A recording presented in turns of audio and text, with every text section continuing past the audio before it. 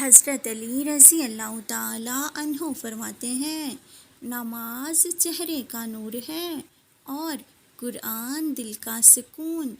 وضو سے شکل، قرآن سے عقل اور نماز سے نسل پاک ہوتی ہے۔ اللہ پاک جب کسی انسان سے خوش ہو جائے تو بدلے میں اسے 5 وقت کا نمازی بنا دیتا ہے۔ یا اللہ پاک ہم سے راضی ہو جا۔ بچپن میں لگتا تھا نماز نہ پڑھنے پر سزا ملتی ہے، اب پتہ چلا نماز کی توفیق نہ ملنا ہی سزا ہے۔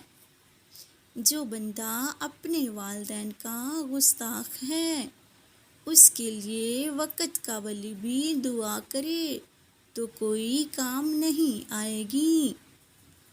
اپنے تمام راز اپنے رب کو بتایا کرو، یقین مانو اس سے بڑھ کر پردہ رکھنے والا کوئی بھی نہیں۔ میں نے تو ایسے لوگوں میں بھی ہنستے ہوئے وقت بتایا ہے جو میرے ساتھ رہ کر بھی مجھے ہی ڈستے رہے۔ منافق لوگ دھکا دے کر نہیں بلکہ سہارا دے کر گراتے ہیں۔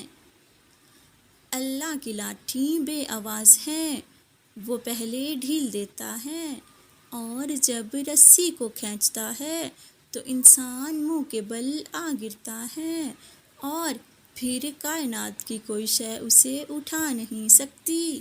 وہ تمہارے ساتھ ظلم کر کے سکون سے بیٹھے ہیں، وہ آج نہیں تو کل مکافات عمل کا مزہ ضرور چکھیں گے۔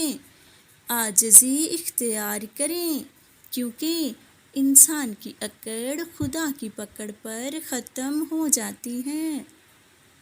انسان کا سب سے بڑا دشمن اس کا دماغ ہے، پکڑ پکڑ کر لاتا ہے ان لمحات کو جو اذیت دیں۔